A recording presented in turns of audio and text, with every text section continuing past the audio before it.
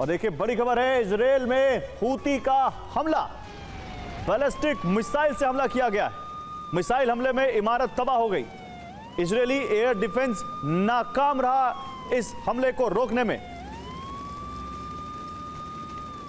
तो global breaking news यह है कि ईरान के सुप्रीम लीडर अयातोल्लाह अली खामनी अपने बंकर से बाहर आ चुके हैं। उनके सामने आते ही ईरानी प्रॉक्सी वॉर मोड में आ गए हैं। इजराइल पर हूती के हमले शुरू हो चुके हैं। मुहर्रम की शोक सभा से खामनी ने संदेश दे दिया है कि अब दुश्मन को खत्म करने तक जंग जारी रहेगी। यानी इजराइल पर मल्टी फ्रंट हमले तेज हो सकते हैं। दूसरी तरफ चीन और रूस भी ईरान के समर्थन में खुलकर खड़े हो गए। अरब से लेकर अमेरिका तक ईरान ने कूटनीति तेज कर दी है। देखिए क्या है खामनी का एंटी इजराइल और यूएस प्लान। 5 जुलाई की शाम जब तेहरान में खामनेई मुहर्रम की शोक सभा में हिस्सा लेने पहुंचे, ठीक उसी वक्त इस्राइल की राजधानी में एयर रेड अलर्ट के सायरन गूंज उठे।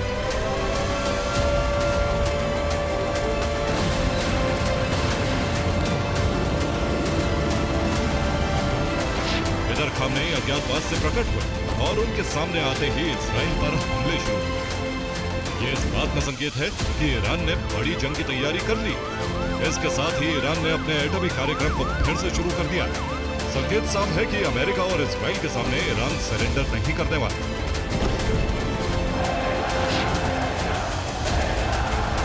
शोक सभा में शामिल होने पहुंचे खामनेई ने मंच से पूरे देश को राष्ट्रभक्ति की भावना से भरने का काम भी किया।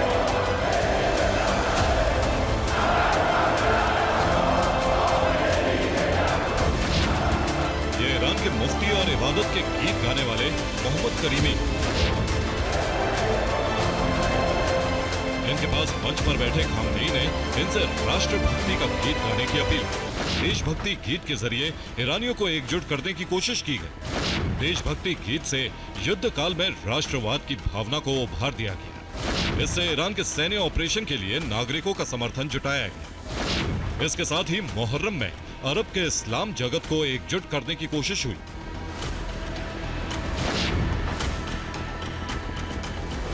ईरान अपना परमाणु कार्यक्रम फिर से शुरू कर चुका है। न्यूक्लियर ठिकानों की मरम्मत की जा रही है।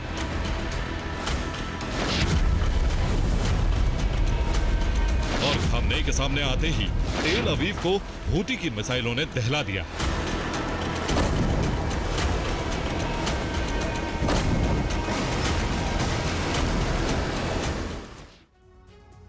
तो खामनेई के सामने आते ही ईरानी प्रॉक्सी एक्टिव हो चुके हैं। शनिवार की शाम को इजराइल पर हूती ने हमले किए। हूती ने इजराइल पर 2 मिसाइल हमले किए। इससे उत्तरी इजराइल में एयर रेड अलर्ट के सायरन गूंजने लगे।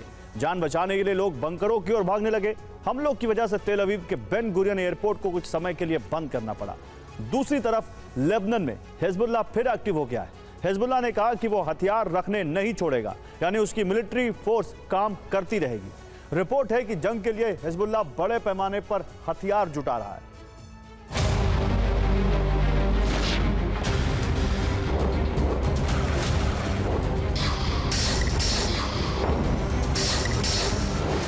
हूती के हमले शुरू हो चुके हैं और हिजबुल्लाह नए सिरे से जंग की तैयारी में जुट गया।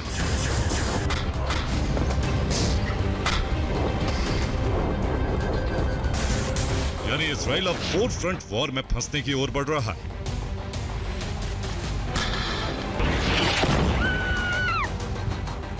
इस बार जंग छिड़ी तो नेतन्याहू को गाजा से हमास के हमले झेलने होंगे।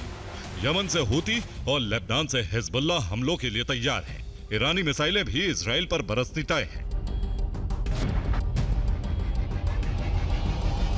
ईरान ने एटमी परीक्षण की तैयारी तेज कर दी है। ईरान की यही तैयारी महासंग्राम का आधार बनने की ओर बढ़ रही है।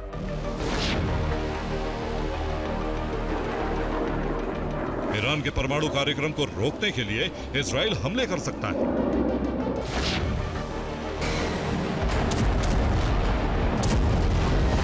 और इसके बाद जंग को रोकना ट्रंप के लिए भी असंभव होगा।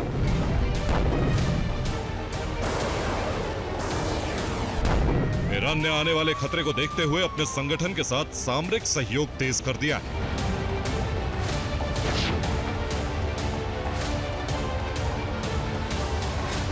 ईरान के विदेश मंत्री ब्रिक्स समिट में शामिल होने ब्राजील के रियो डी जेनेरियो पहुंचे। 6 से 7 जुलाई को यहां ब्रिक्स समिट तय थी। इसके साथ ही चीन के विदेश मंत्रालय ने ईरान का खुला समर्थन किया है। विदेश मंत्री वांग यी ने कहा है कि यूएस इजराइल मिलकर अरब के हालात खराब कर रहे हैं। ईरानी परमाणु संयंत्रों पर हमले से परमाणु विध्वंस का खतरा बढ़ता जा रहा है।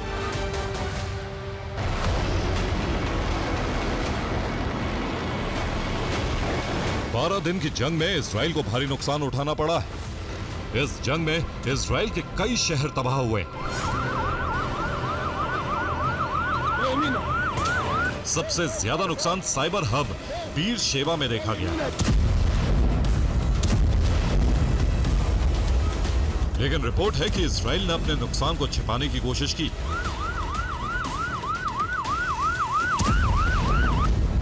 नई सिग्नल इंटेलिजेंस रिपोर्ट में यह दावा किया गया है कि इजराइल डिफेंस सिस्टम ईरानी मिसाइलों को रोकने में नाकाम रहे और ईरान के हमलों से इजरायली सेना को भीषण नुकसान हुआ है। ब्रिटिश मीडिया को मिली रिपोर्ट के मुताबिक इजराइल के 5 सैन्य बेस को ईरानी मिसाइलों ने भारी नुकसान पहुंचाया है।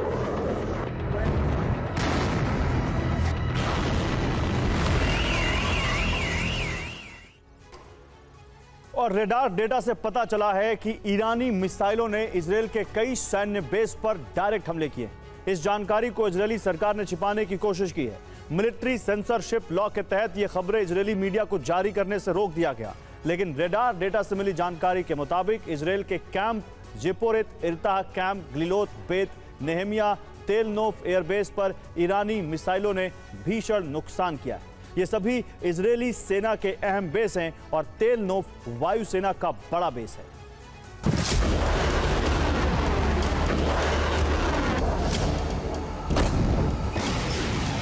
ट्रंप ने 24 जून को युद्ध विराम का ऐलान तो कर दिया, लेकिन इसके बाद जो रिपोर्ट आ रही है उनसे साफ है कि शांति ज्यादा दिन तक नहीं टिकने वाली।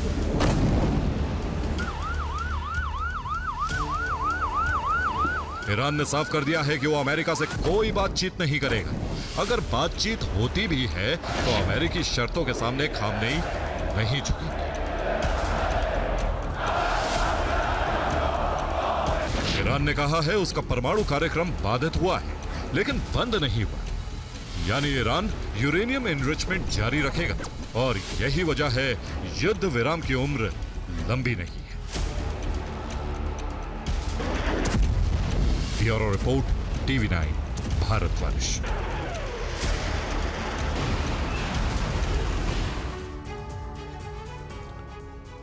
और लाल सागर से बड़ी खबर है, जहां हूती ने हमला किया है। यानी लाल सागर में भी हूती ने हमला किया।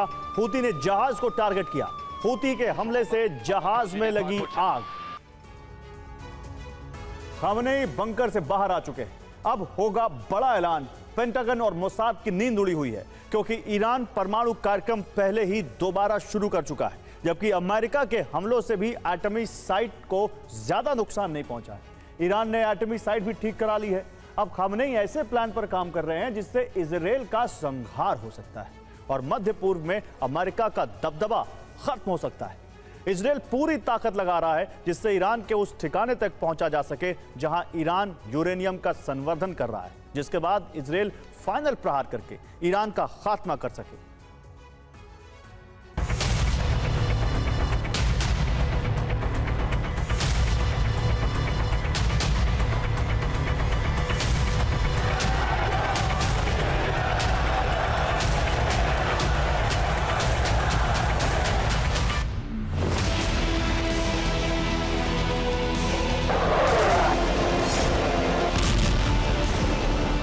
अब तो खामनेई भी सामने आ चुके हैं और परमाणु कार्यक्रम भी दोबारा शुरू होने की खबरें भी आ रही हैं।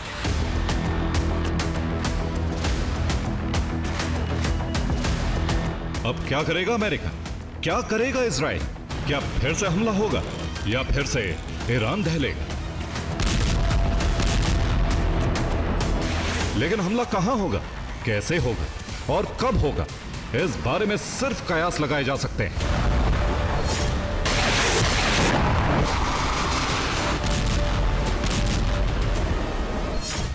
क्योंकि अमेरिका पहले हमले में ईरान का कुछ नहीं बिगाड़ पाया, जबकि पहले अमेरिका के पास ईरान के परमाणु ठिकानों की लोकेशन थी। अमेरिका के बॉम्बर्स ने फोर्दो, इस्फहान और नतांज पर हमले किए थे, जबकि इससे पहले इन्हीं ठिकानों पर मिसाइलें दागी गई थी। अमेरिका ने बंकर बस्टर बम का इस्तेमाल किया था। दावा किया गया कि सभी परमाणु साइट तबाह हो गई, लेकिन अमेरिका चिल्लाता रहा, हमने कर दिखाया।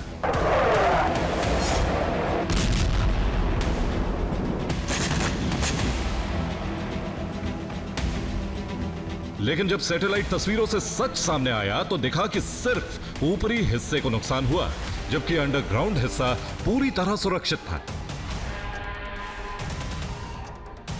ऐसे में वहां रखा यूरेनियम भी सुरक्षित था। यानी अमेरिका का दावा गलत निकला। अब इजराइल की बौखलाहट भी बढ़ रही है।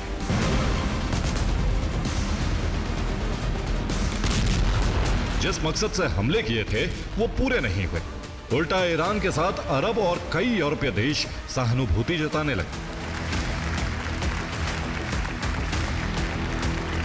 ऐसे में ईरान को फिर मौका मिल गया कि वो अब परमाणु कार्यक्रम शुरू करे, क्योंकि अब इतनी जल्दी अमेरिका हमले नहीं कर सकता है। ऐसी भी खबरें हैं कि ईरान अब न्यूक्लियर प्रोग्राम किसी दूसरे देश में शुरू कर सकता है।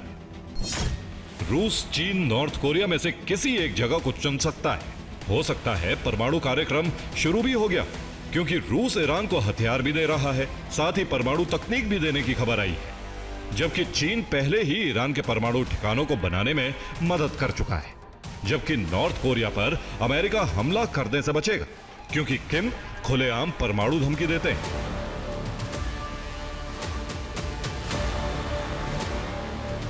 ईरान का परमाणु कार्यक्रम कहां शुरू हो रहा है, इसकी जानकारी जुटाने के लिए इजराइल ने ईरान पर साइबर अटैक किया है, जिससे इनपुट मिल सके और फिर उसी हिसाब से नई रणनीति बनाई जा सके। इजराइल ने रूस, चीन और नॉर्थ कोरिया में मोसाद के एजेंट एक्टिव कर दिए हैं, जबकि ईरान में वो पहले ही अपने जासूसों से खुफिया जानकारी निकाल रहा है। लगातार परमाणु ठिकानों पर नजर रखी जा रही है।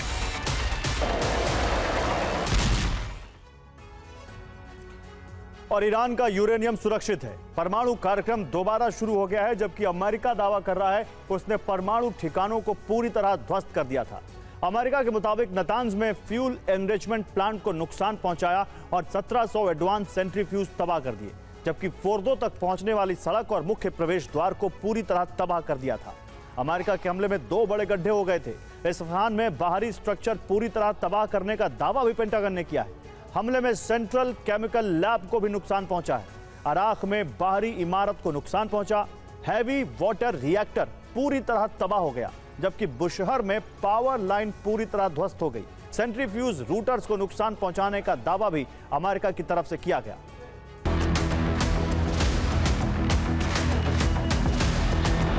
ईरान ने वो तमाम परमाणु ठिकाने ठीक करा लिए हैं जहां अमेरिका ने हमले किए थे। इस बीच अमेरिका ने कहा था ईरान अपने परमाणु कार्यक्रम से 2 साल पीछे चला गया है।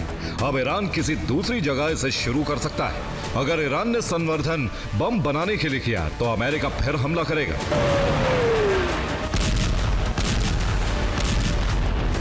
लेकिन अमेरिका और इजराइल को यह समझना होगा कि ईरान फिर से उन्हीं ठिकानों का इस्तेमाल करेगा, फिर किसी सीक्रेट जगह परमाणु कार्यक्रम चलाएगा। वैसे ईरान ने बड़ी चाल चली। परमाणु ठिकानों की मरम्मत कराना एक झांसा भी हो सकता है। इस बीच वो परमाणु बम किसी दूसरे देश में बना रहा है। इसी का अंदेशा अमेरिका जता रहा है। पेंटागन की खुफिया एजेंसी और इजराइल की शिन बेट इस काम में जुटी है कि ईरान के परमाणु कार्यक्रम का सुराग मिले। अगर लोकेशन मिल जाती है तो अमेरिका हमले करने में देर नहीं करेगा, क्योंकि बंकर बस्टर बम और टॉम हॉक मिसाइलों की खेप पहले ही इजराइल पहुंचाई जा चुकी है। इस बीच अमेरिका के सैन्य ठिकाने अलर्ट मोड पर है, जबकि इजराइल ने तैयारी कर ली है कि ईरान में उसके एजेंट हमला करेंगे। उसी दौरान इजराइल और अमेरिका संयुक्त रूप से ऑपरेशन शुरू करके ईरान को हमेशा के लिए परमाणु विहीन कर सकते हैं। तो ईरान की एटमी साइट से पहले भी अमेरिका टॉमहॉक मिसाइल का इस्तेमाल कर चुका है। कहां हुआ ये बताते हैं। सबसे पहले 1991 के खाड़ी युद्ध में 280 मिसाइलों का इस्तेमाल किया गया था। 1998 में सूडान अफगानिस्तान पर अमेरिका ने 100 से ज्यादा मिसाइलों का इस्तेमाल किया था। 2003 में इराक युद्ध 100 से ज्यादा मिसाइलें यहां इस्तेमाल की गई। 2011 में लीबिया में 50 से ज्यादा मिसाइलों का इस्तेमाल किया था अमेरिका ने, और 2017 में सीरिया में 59 मिसाइलों का इस्तेमाल किया गया था। अब फिर अमेरिका इसे ईरान पर दूसरी बार इस्तेमाल कर सकता है।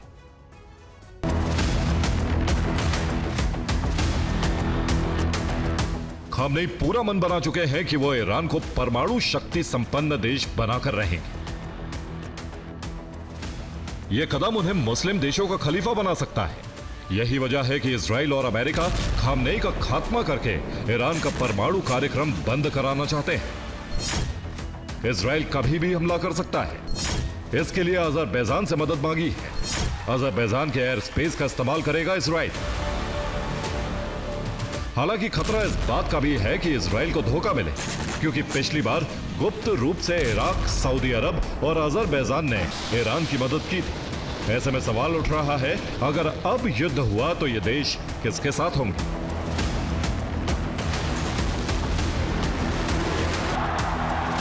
क्योंकि खामनेई मुस्लिम ब्रदरहुड के नाम पर तमाम इस्लामिक देशों को साथ मिला रहे हैं, जिससे युद्ध धर्म युद्ध में बदल जाए और अमेरिका इजराइल से सारे देश ईरान के साथ आ जाए। अगर ऐसा हुआ तो दुनिया में तीसरा विश्व युद्ध होना तय है, जिसमें 2 अलग अलग खेमे बनेंगे और उसका एपिसेंटर अरब हो सकता है। Bureau report, TV9 Bharatvarsh. और बड़ी खबर यह है कि 24 घंटे में रूस यूक्रेन युद्ध में एक बड़ा अपडेट आया। यूक्रेन को बड़ा नुकसान पहुंचा है। युद्ध में यूक्रेन के 1265 सैनिकों की मौत हुई है। रूसी रक्षा मंत्रालय ने यह जानकारी दी है।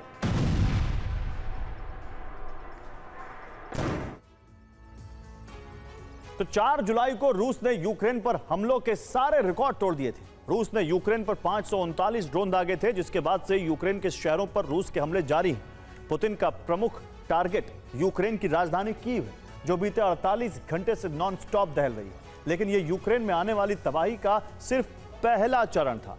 आज रात रूसी राष्ट्रपति यूक्रेन पर अब तक का सबसे बड़ा मिसाइल हमला कर सकते हैं, जो पूर्वी यूक्रेन के एक शहर को जलाकर राख कर देगा।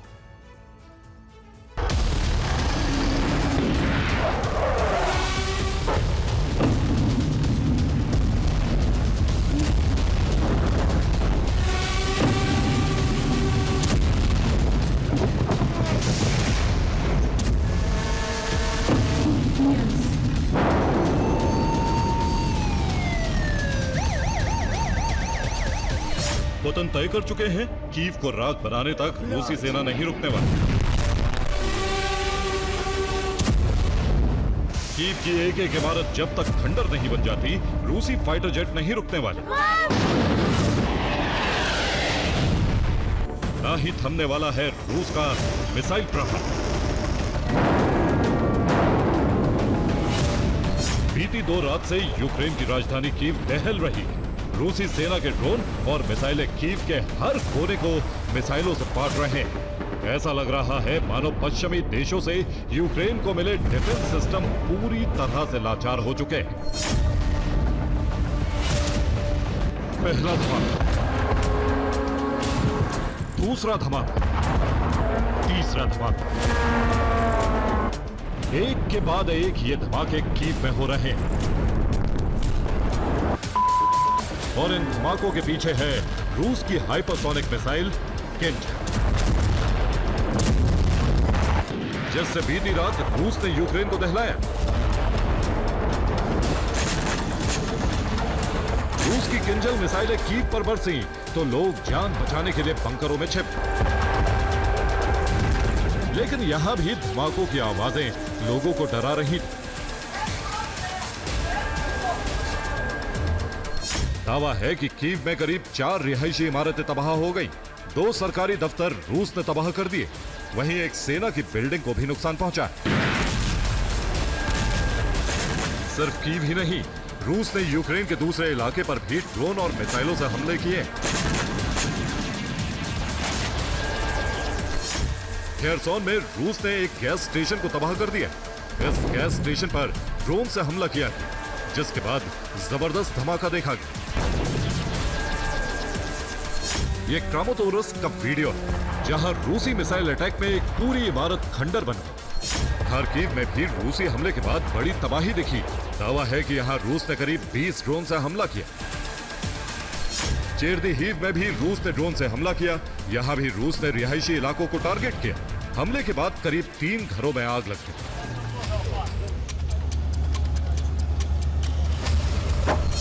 रूस के हमलों से ऐसा लग रहा है मानो पुतिन का प्राइमरी टारगेट अब यूक्रेन की सेना नहीं, बल्कि उसके रिहायशी इलाके। बीती 2 रातों से रूस के हमले बेहद ज्यादा आक्रामक हो चुके हैं। पुतिन लगातार यूक्रेन में तबाही के नए रिकॉर्ड बना रहे हैं। माना जा रहा है कि आज रात भी रूस यूक्रेन को मिसाइलों से पाट सकता है।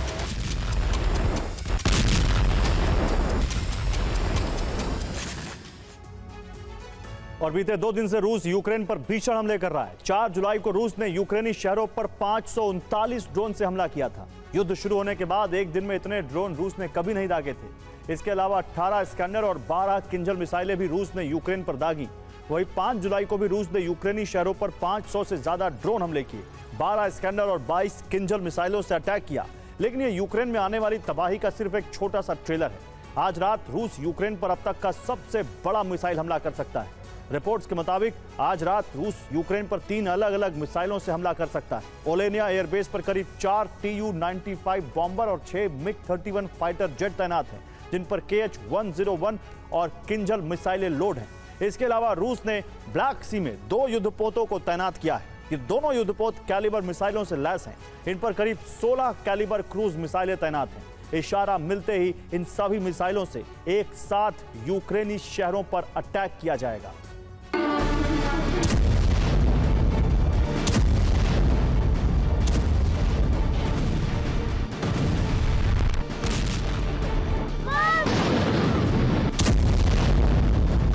दरअसल पुतिन का टारगेट रिहायशी और सैन्य इमारतों को तबाह करना है, ताकि सेना और यूक्रेनी नागरिकों के मनोबल को तोड़ा जा सके।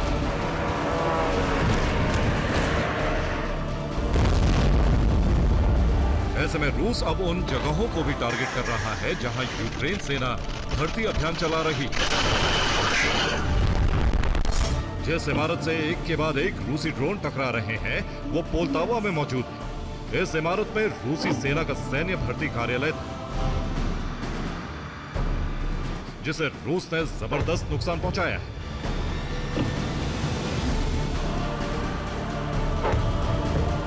यहां एक के बाद एक कई ड्रोन टकराए, जिसके बाद इमारत के एक हिस्से में आग लग गई। दरअसल रूस लगातार यूक्रेन के सैन्य भर्ती कार्यालयों को टारगेट कर रहा है। बीते 1 महीने में ऐसे 3 दफ्तर रूस तबाह कर चुका है। यहां सैन्य भर्ती से जुड़े अहम दस्तावेज मौजूद थे। रूस की कोशिश यूक्रेन सेना की नई भर्तियों को रोकता है। इन हमलों के जरिए रूस की कोशिश यूक्रेनी सेना में भय भरने की, जिसमें काफी हद तक रूस सफल भी हो रहा है। यही वजह है कि रूस को फ्रंट लाइन पर जबरदस्त कामयाबी मिली।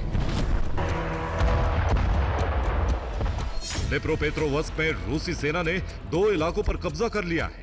खार्किव में यूक्रेनी सेना ने पीछे हटना शुरू कर दिया है। जेपोरिजिया में यूक्रेनी सेना नए इलाकों को खाली करवा रही है। खेरसोन के मोर्चे को बचाने के लिए यूक्रेन को यहां 7 नई टुकड़ियां उतारनी पड़ी हैं।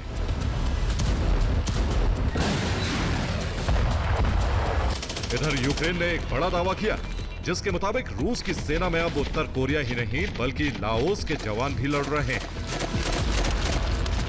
दावा है कि रूस ने कुर्स्क के मोर्चे पर 50 लाओस के सैनिकों को भेजा है। वहीं 500 से ज्यादा जवान मॉस्को में मौजूद। इसके अलावा लाओस ने घायल रूसी सैनिकों को इलाज का प्रस्ताव भी दिया है। हालांकि रूसी हमलों और पुतिन को मिल रही मदद के बीच ज़ेलेंस्की पीछे हटने के लिए तैयार नहीं है। यूक्रेन भी रूस पर जबरदस्त ड्रोन हमले कर रहा है, खासकर राजधानी मॉस्को पर। यूक्रेन ने मॉस्को पर एक बार फिर ड्रोन हमले किए। ये मॉस्को एयरपोर्ट का वीडियो। दावा है ड्रोन हमलों की वजह से सभी फ्लाइट्स कैंसिल कर दी गई, जिसके बाद एयरपोर्ट पर स्थिति बिगड़ गई। यूक्रेन ने रूस के नोवोरोसिस्क नौसैनिक बेस पर हमला किया। हालांकि रूस ने इसे वक्त रहते विफल कर दिया।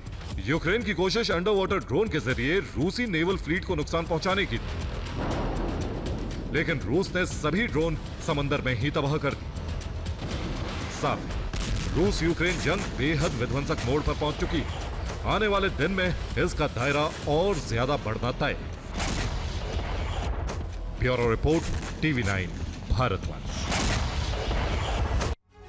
और ब्लैक सी में यूक्रेन ने बड़ा हमला किया है। रूसी ब्लैक सी फ्लीट पर हमला किया है यूक्रेन ने। रूसी नेवी के जहाज में आग लग गई।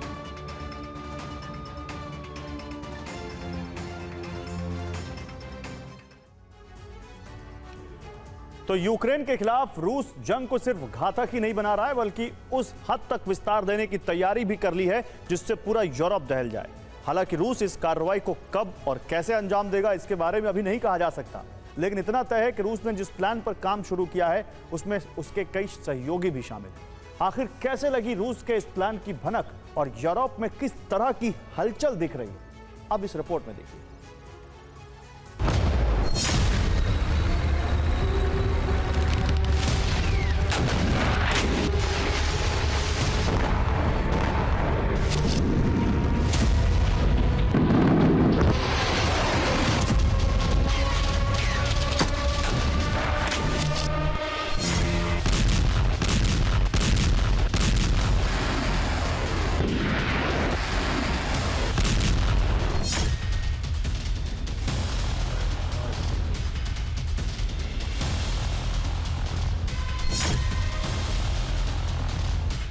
यूक्रेन की तबाही के लिए एक्टिवेट मॉस्को के इस पावर सेंटर में रणनीतिक बदलाव की दिशा में ऐसा कदम उठा लिया है जो पूरे यूरोप में उथल-पुथल मचा सकता है।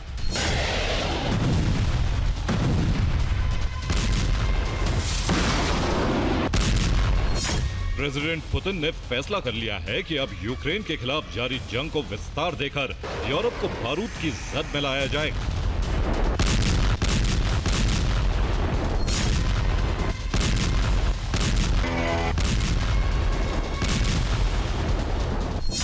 पुतिन का नया मिशन यूरोप में तबाही का प्रण।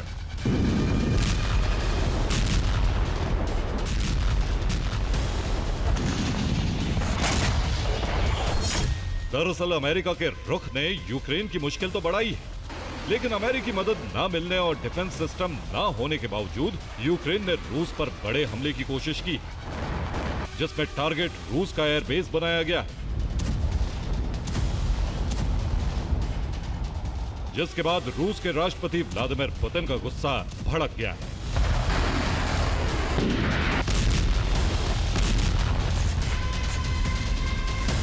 इसीलिए क्रेमलिन ने जंग के विस्तार प्लान को आकार देना शुरू कर दिया।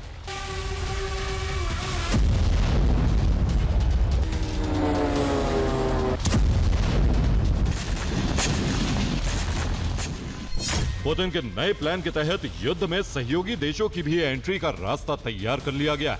इस प्लान में रूसी सहयोगी ठीक वैसे ही आएंगे जैसे यूक्रेन के पक्ष में यूरोपियन सहयोगी सामने आए। लेकिन रूस के वो सहयोगी कौन है जिन्होंने यूरोप के खिलाफ जंग में उतरने की तैयारी कर ली? इस सवाल का फौरी जवाब रूस के गठबंधन में शामिल देशों के अनुमान से ही मिल जाता है। लेकिन अब जिन्होंने मोर्चा खोलने की तैयारी की है वो खुद भी सामने आ गए। इनमें पहला देश है उत्तर कोरिया, दूसरा देश है बेलारूस और तीसरा देश है चीन। इनमें उत्तर कोरिया पहले ही इस जंग में शामिल हो चुका है, जिसने कुर्स्क की सुरक्षा के लिए अपने 12,000 सैनिक भेजे थे।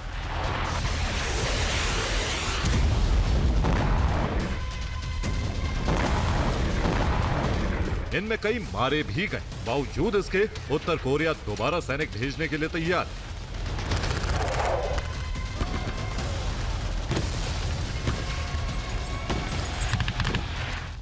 वहीं बात बेलारूस की करें तो एक चौंकाने वाला तथ्य सामने आता है।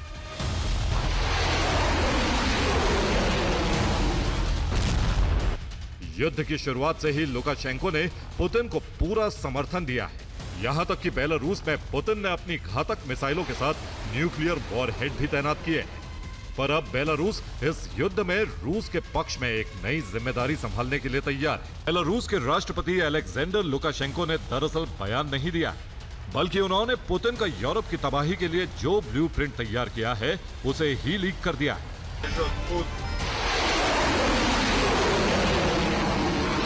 तो दूसरी तरफ पोलैंड, लिथुआनिया, लातविया और एस्टोनिया को सीधी धमकी भी जारी कर दी।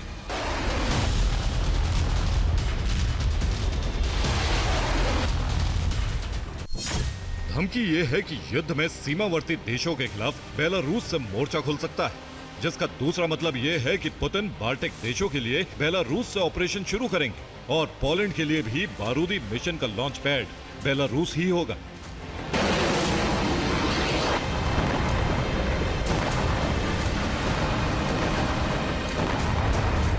लेकिन क्या जंग के विस्तार में चीन भी योगदान देगा? यूरोप के खिलाफ चीन बारूदी मोर्चा खोलेगा?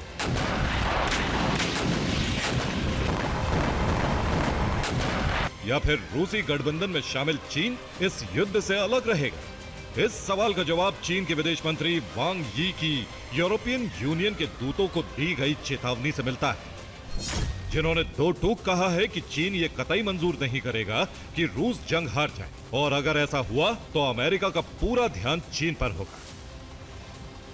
हालांकि चीन ने इशारे में ही सही लेकिन बता दिया है कि यूरोप के खिलाफ कदम उठाने में चीन बिल्कुल भी नहीं कतराएगा।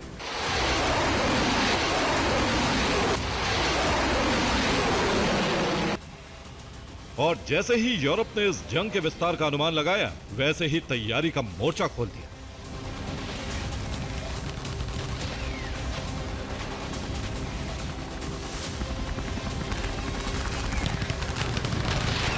इस तैयारी में गठबंधन को मजबूत बनाने की जिम्मेदारी ब्रिटेन और फ्रांस निभा रहे हैं। इसलिए ब्रिटेन में 10 जुलाई को यूरोपीय देशों की बैठक बुलाई गई। इस बैठक में यूक्रेन के समर्थन में खड़े देशों की तैयारी की समीक्षा होगी। यही नहीं, यूक्रेन समर्थित देश रूस पर दबाव कैसे बना सकते हैं, इस पर भी चर्चा होगी। तो वहीं दूसरी तरफ युद्ध की तैयारियों में यूरोपीय सेना और नाटो के बीच समन्वय बनाने की जिम्मेदारी जर्मनी को मिली है। इस जिम्मेदारी के तहत जर्मनी ने हथियार जुटाने से लेकर नाटो की नई ब्रिगेड बनाने की दिशा में कदम उठाए।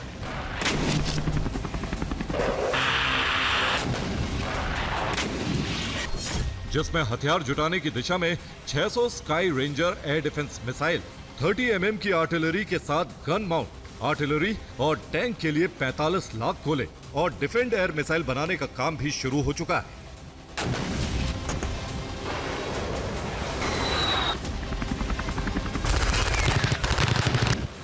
यही नहीं, इस तैयारी में 80 किलोमीटर तक ऑपरेट होने वाली आइरिस-T मिसाइलों के साथ 100 mobile short range air defence system भी खरीदने की योजना बना ली गई।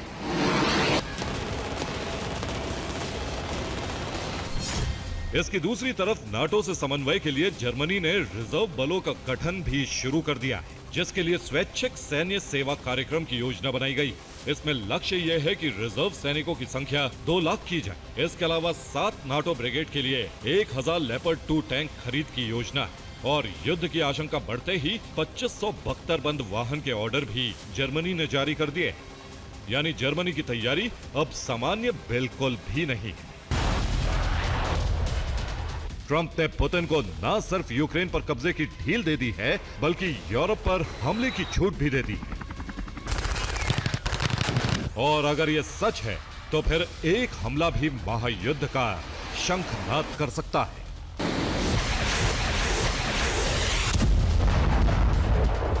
Bureau report, TV9 Bharatvarsh. तो ज़ेलेंस्की अब जो कुछ करने जा रहे हैं उससे युद्ध की आग और भड़क जाएगी। ज़ेलेंस्की यूक्रेन में लगे मार्शल लॉ को 3 महीने के लिए बढ़ाने जा रहे हैं। इसी के बाद ज़ेलेंस्की पर फिर से सत्ता में बने रहने के लिए युद्ध भड़काने का आरोप लगने लगा है। तो सवाल यही है कि क्या यूक्रेन के सिंहासन के लिए ही युद्ध विराम नहीं करना चाह रहे हैं वो? अगर हां, तो उनके खिलाफ ट्रंप का अगला कदम क्या होगा?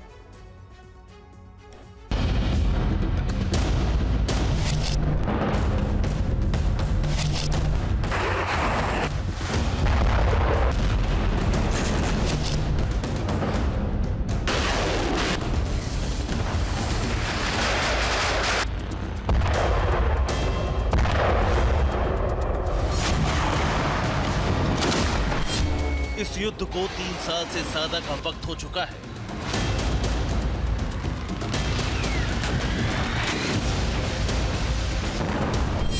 तीन साल से यूक्रेन युद्ध लगातार जारी है।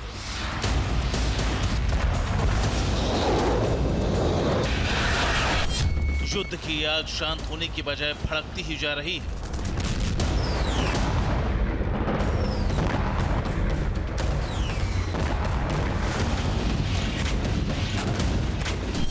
ट्रंप अमेरिका की सत्ता में जब से वापस आए हैं, तभी से युद्ध विराम की कोशिश कर रहे हैं, लेकिन ट्रंप का प्रयास अब तक सफल नहीं हो सका।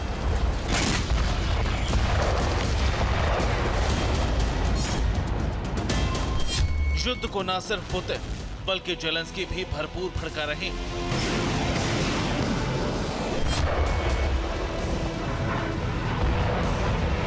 सीज फायर के लिए न तो पुतिन तैयार है और न ही जेलेंस्की।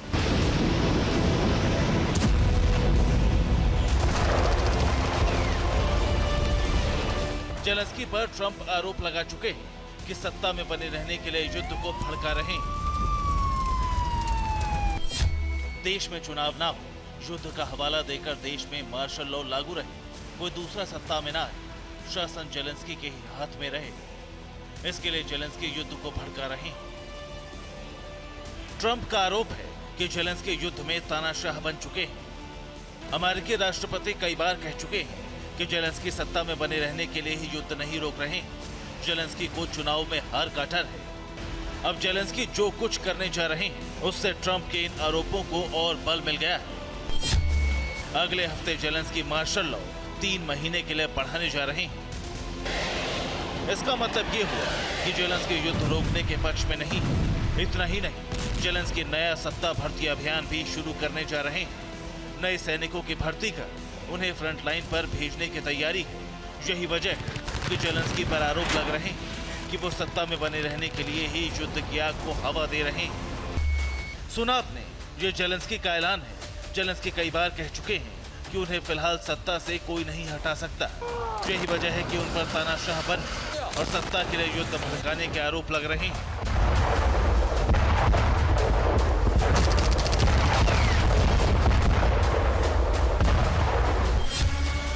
फिलहाल सच यही है कि जेलेंस्की युद्ध रोकने के पक्ष में कभी नहीं रहे। अब मार्शल लॉ की अवधि बढ़ाकर वो विनाश के नए चरण की शुरुआत करने जा रहे हैं।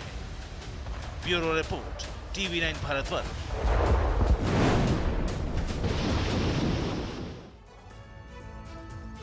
और देखिए, गाजा में युद्ध विराम की उम्मीद एक बार फिर जगी। इजरायल का एक डेलीगेशन कतर पहुंच चुका है और इसकी बातचीत कतर सरकार की मौजूदगी में हमास के प्रतिनिधि मंडल से होगी। लेकिन गाजा में इजरायल के हमले लगातार जारी हैं। बीते 24 घंटे में 78 लोगों की मौत हुई है और इस बीच सीज फायर वार्ता के प्रस्ताव पर भी इजरायल ने आपत्ति जताई है, क्योंकि इस प्रस्ताव में हमास ने कुछ बदलाव की मांग की है, जिसे इजरायल ने खारिज कर दिया है। अब कतर में वार्ता पूरी होने के बाद यह तय होगा कि गाजा में बारूद बरसता रहेगा या शांति कायम होगी। 21 महीने हो गए, लेकिन गाजा में शांति का रास्ता तैयार नहीं हुआ।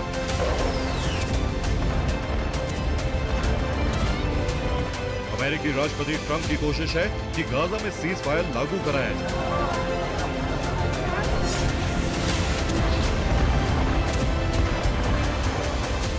युद्ध विराम पर चर्चा के लिए इजराइल का प्रतिनिधि मंडल कतर पहुंच चुका है। यहां बंधकों की रिहाई और सेना हटाने पर चर्चा होगी।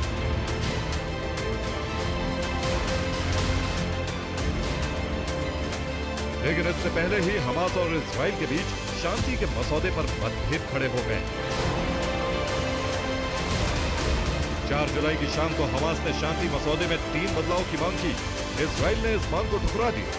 हमास ने कहा था कि जब तक अंतिम समझौता न हो जाए, बातचीत बंद नहीं की जाएगी। गाजा में राहत सामग्री बेरोक टोक जाती रहेगी। मार्च 2025 के बाद कब्जा किए इलाके इजरायली सेना को खाली करने होंगे।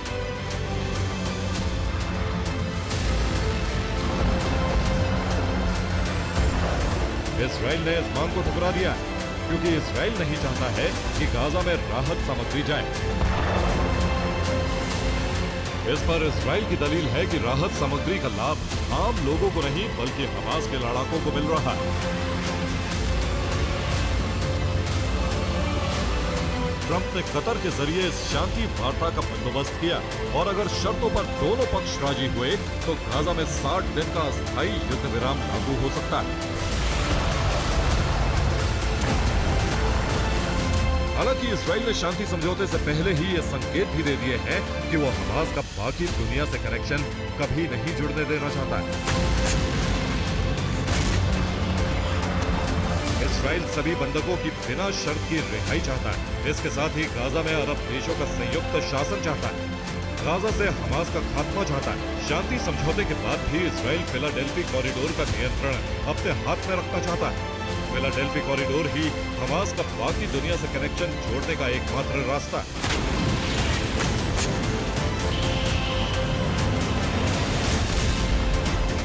इजराइल का दावा है कि हमास को खत्म करने के लिए बीते 24 घंटे में गाजा के 130 ठिकानों पर हमले किए गए।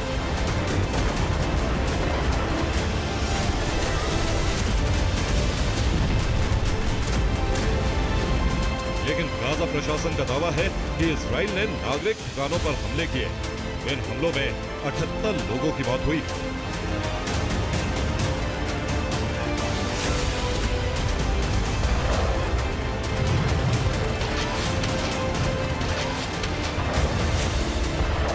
शांति समझौते की कोशिश के बीच इजराइल के हमले जारी। कतर में अगर दोनों पक्षों के बीच सहमति बनती है तो गाजा में जारी रक्तपात पर अल्प विराम लग सकता है।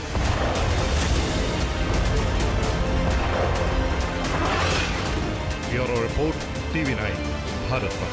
और चीन की नजर दक्षिण चीन सागर और ताइवान पर है, इसलिए PLA लगातार ताइवान के खिलाफ कदम उठा रहा है। लेकिन अब ट्रंप ने एक ऐसा कदम उठाया जिससे वो न सिर्फ ताइवान के सुरक्षा कवच बन गए बल्कि चीन के लिए संकट भी बन गए। ऐसा क्यों कहा जा रहा है, इस रिपोर्ट में देखिए।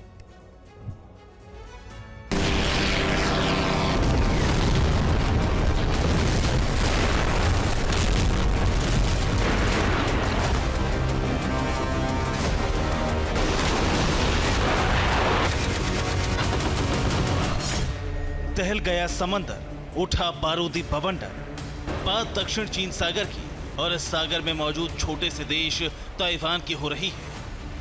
इस समंदर और ताइवान को अपना द्वीप बनाना चीन की वो ख्वाहिश है जिस पर अमेरिका ने ग्रहण लगा दिया है। पर अब एक बार फिर चीन इस समंदर में हलचल बढ़ा रहा है। पहले चीन ने पैसिफिक सागर में युद्ध अभ्यास किया, फिर ताइवान स्ट्रेट के पास अपने युद्धपोत पहुंचा है। ताइवान के एडीज का एक दिन में कई बार उल्लंघन किया, समंदर में मिसाइलें दागकर अपनी ताकत की नुमाइश की, जिससे न सिर्फ ताइवान को खतरा बढ़ गया बल्कि ताइवान के रक्षा कवच बने अमेरिका के लिए संकट खड़ा हो गया।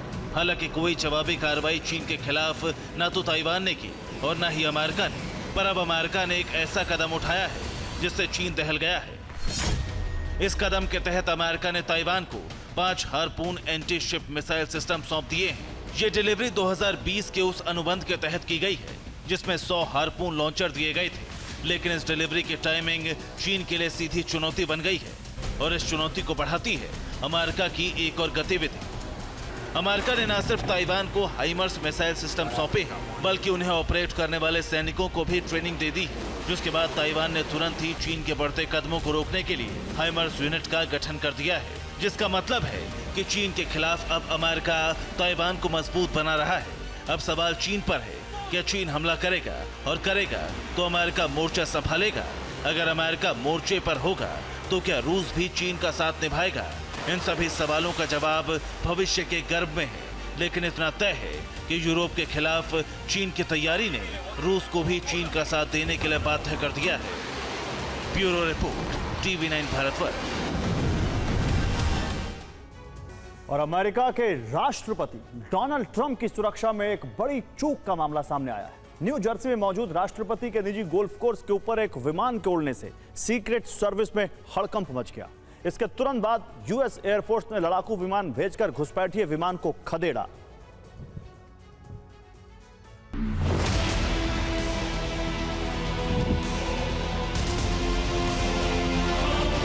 अमेरिका के न्यू जर्सी में मौजूद बेडमिंस्टर में डोनाल्ड ट्रंप अपनी पत्नी के साथ निजी गोल्फ क्लब में मौजूद थे। गोल्फ का लुत्फ उठा रहे थे कि तभी अचानक हड़कंप मच गया। हड़कंप की वजह था बेडमिंस्टर के आसमान में मौजूद यह प्राइवेट प्लेन जो बिना इजाजत एयर स्पेस में घुस आया। इसकी खबर मिलते ही अमेरिकी एयरफोर्स के फाइटर जेट्स ने उड़ान भरी। F-18 फाइटर जेट्स ने इस प्राइवेट प्लेन को यहां से खदेड़ दिया।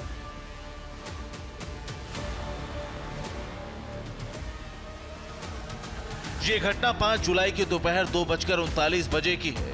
डोनाल्ड ट्रंप अपनी पत्नी के साथ वीकेंड मनाने पहुंचे थे। इस दौरान बेडमिंस्टर में अस्थायी उड़ान प्रतिबंध यानी TRF जारी था।